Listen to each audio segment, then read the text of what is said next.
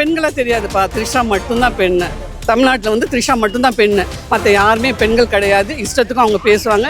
என்ன வேணாலும் ஏன் இவன் இந்த ரீல்ஸ் இப்போ எப்படியுமே வந்து பார்த்தீங்கன்னா குழந்தைங்க மத்தியில் வந்து இந்த ரீல்ஸ் கொண்டு காமிக்கிறாங்க. அதிகமாக 2 வருஷம் காலம் அவங்க செஞ்ச பணி என்னன்னா எந்த ஒரு போராட்டமும் எதுவுமே மக்கள் பிரச்சனை எதுவுமே எடுக்கலை.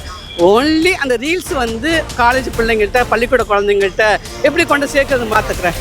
அப்புறம் என்ன டேஷ், அந்த டேஷில் என்ன நீங்கள் ஃபீல் பண்ணுவீங்க?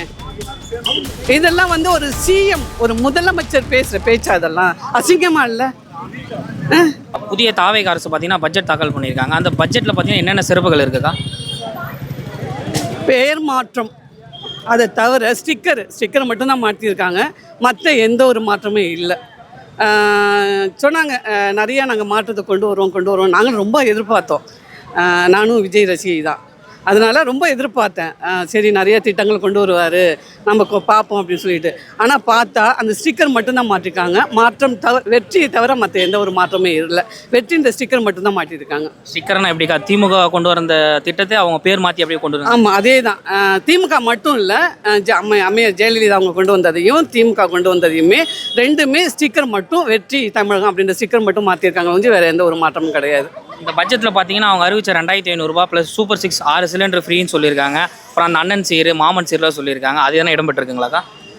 இப்போ இந்த பட்ஜெட்டில் அந்த மாதிரி எந்த ஒரு இதுவுமே கொடுக்கல. ஆனால் வந்து மகளிர் வந்து திருமணத்துக்கு வந்து முன்னாடி வந்து 4 கிராம் கொடுத்தாங்க போன அரசெல்லாம். இவங்க வந்து 8 கிராம் கொடுக்குறேன்னு சொல்லியிருக்காங்க. இவங்க 8 கிராம் கொடுக்குறேன்னு சொல்லியிருக்கிறதுல வந்து அவங்க சொன்ன நிதியை பார்த்தீங்கன்னா ஒரு அமௌண்ட்டு நிர்ணயம் பண்ணியிருக்காங்க.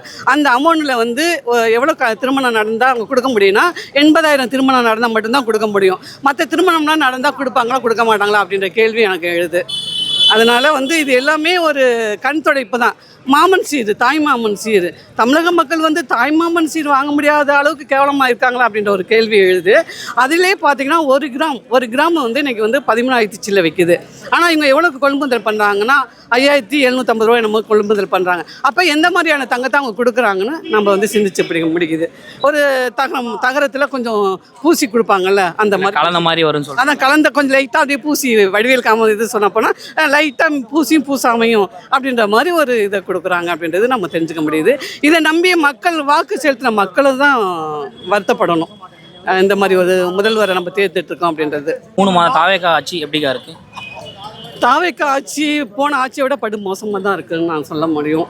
ஏன்னா வந்தோன்னே வந்து பெண்களுக்கு வந்து 100% பாதுகாப்பு கொடுப்பேன் அப்படின்னு சொன்னாப்புல.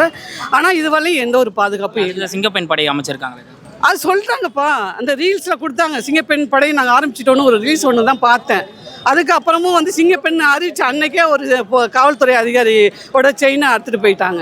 அதுக்கப்புறம் இப்போ பார்த்தீங்கன்னா அதுக்கப்புறம் தொடர்ந்து பாலியல் வன்கொடுமை நடக்குது. இப்போ அவங்க கட்சிக்கார பெண்ணுக்கே வந்து அந்த பாதிப்பு நடந்திருக்கு. அந்த பொண்ணு போய் புகார் மனு கொடுத்துருக்காங்க, எஃப்ஐஆர் போட்டிருக்காங்க. ஆனால் கூப்பிட்டு இன்னும் வந்து விசாரிக்கல அப்படின்றாங்க. அப்புறம் யாருக்காண்டி செயல்படுது சிங்கப்பெண்ணு? யாருக்காண்டி செயல்படுது? ஏன் அந்த அவங்க கட்சியில் உள்ள பெண்ணுக்கே பாதுகாப்புக்கு அவங்க கொடுக்க முடியல, அப்புறம் என்ன உலகத்தில் உள்ள மக்களுக்கு, தமிழ்நாட்டு பெண்களுக்கு அவங்க பாதுகாப்பு கொடுக்க போகிறாங்க? நாங்கள் எப்படி நம்புறதுப்பா? நாங்கள் எப்படி நம்ப முடியும்? அதெல்லாம் வந்து சும்மா ரீல்ஸ் தான்.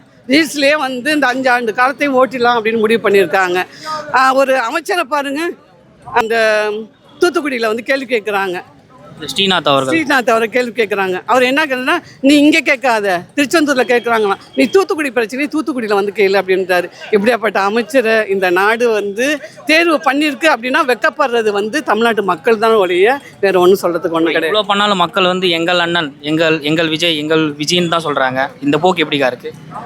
இப்போ வந்து ஆரம்ப காலங்கள் வந்து அறியா பிள்ளைங்களுக்கு இந்த ரீல்ஸ் இப்போ எப்படியுமே வந்து பார்த்தீங்கன்னா குழந்தைங்க மத்தியில் வந்து இந்த ரீல்ஸ் கொண்டு காமிக்கிறாங்க. அதிகமாக 2 வருஷம் காலம் அவங்க செஞ்ச பணி என்னன்னா எந்த ஒரு போராட்டமும் எதுவுமே மக்கள் பிரச்சனை எதுவுமே எடுக்கலை.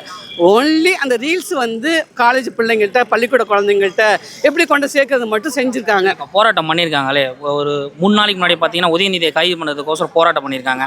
த்ரிஷாவை இழிவாக பேசுனதுக்காக. பெண்கள் பாதுகாப்பு, பெண்கள் இழிவாக பேசிட்டாங்கன்னு சொல்லிட்டு ஒரு போராட்டம் பண்ணியிருக்காங்க. ஏன் தன்னோட மனைவியே, தன்னோட முதலமைச்சர் விஜய் அவர்களோட மனைவியே அவன் கட்சிக்காரனே ஏன்னா அப்படின்னு அந்த ஐட்டம் சொன்னவனையே கண்டிக்க முடியாத ஒரு முதலமைச்சர் எப்படி வந்து மற்றவங்கள கண்டிப்பார்? எப்படி இது பண்ண முடியும்?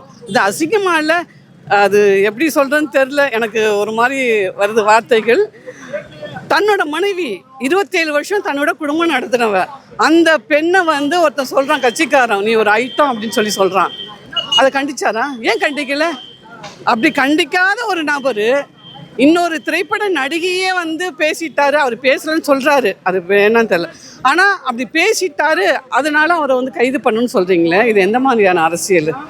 நாம் தமிழர் கட்சியில் இருக்கிற பிள்ளைங்கள் லேடிஸுங்களாம் பார்த்தீங்கன்னா இணையவளத்தை ஆபாசமாக பேசுகிறதும் இந்த மாதிரிலாம் பேசுகிறாங்க. ஆனால் அதுக்கு எது ஒரு கைது நடவடிக்கை எதுவுமே இல்லைங்க.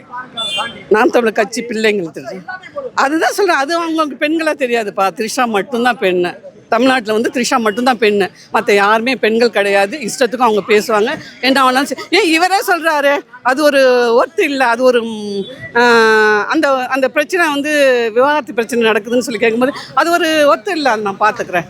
அப்புறம் என்ன டேஷ், அந்த டேஷில் என்னத்தை நீங்கள் ஃபீல் பண்ணுவீங்க? இதெல்லாம் வந்து ஒரு சிஎம், ஒரு முதலமைச்சர் பேசுகிற பேச்சா? அதெல்லாம் அசிங்கமா இல்லை? இது சொல்கிற மாதிரி காமராஜர் யாரோ அங்கே உட்காந்து நாட்டு மக்கள் பிரச்சனை பேசின அந்த சட்டசபையில் இன்னைக்கு வந்து ரொம்ப ரொம்ப கேலிக்குத்தான ஒரு இதாக இருக்குது. அதை பார்க்கறதுக்கு சட்டசபை இவ்வளோ கேவலமாக இருக்குமா அப்படின்றத இப்போ தான் நான் தெரிஞ்சுக்கிற மாதிரி இருக்குது. அவ்வளோ மோசமாக இருக்குது. ஆட்சி மாற்றம் இல்லைங்களா? மாற்றம் இல்லைங்களா? அதான் சொல்கிறேனே, மாற்றம், உண்மை நேர்மை, மக்களுக்கு என்ன தேவை அதெல்லாம் இல்லை. ஒன்று ரீல்ஸு, படம், சீன் போடணும், அது மட்டும்தான் மாற்றமாக வந்திருக்கும் கொஞ்சம், மற்ற எந்த ஒரு மாற்றமும் வரல. ஆனால் இன்னமும் பிள்ளைகள் வந்து இன்னும் போக போக அவங்கள ரசித்த அனைத்து மக்களுமே ஒரு நாளைக்கு எதிர்த்து பேசுவாங்க அப்படின்றது உறுதியாக இருக்குது. அதில் வந்து மாற்றுக்கிறது கிடையாது. இது தமிழக அரசு இது வரலையும் சந்திக்காத ஒரு பின்னடைவுகளை சந்திக்க போகுது அப்படின்றது தான் இந்த அரசு மூலயமா தெரியுது. இந்த அரசுனால வந்து அதில் இன்னமும் என்னென்ன ஏற்கனவே நிறைய தமிழ்நாட்டில் நம்ம பறி கொடுத்துட்டோம், நம்ம உரிமைகளை பறி கொடுத்துட்டோம். இன்னும் என்னென்னத்தை நம்ம பறி கொடுத்து உணவு இல்லாமல் இந்த நீர் வேளாண்மை பற்றி எந்த ஒரு இதுவுமே இல்லை. விவசாயிகள் டெல்டா மாவட்டத்தில் வந்து தண்ணீரே இல்லாமல் ஒரு போகம் விவசாயம் போயிடுச்சுன்னா விவசாய குடும்பத்தில் உள்ளவங்க தஞ்சை மாவட்டம் தான் நான். ஆனால் அந்த இதுக்கு வந்து இப்போ குறுவை சாகுபடி இல்லாமல் போச்சு. அவன் வயிற்றுல நெருப்பை கட்டிகிட்டு இருக்கான், எப்படி அடுத்த வேளை சாப்பாடு இது பண்ணுறேன்னு.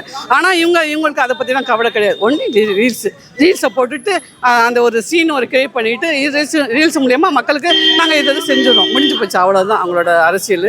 இந்த அரசியல் வந்து எவ்வளோ நாளைக்கு தொடரும்னு தெரியல.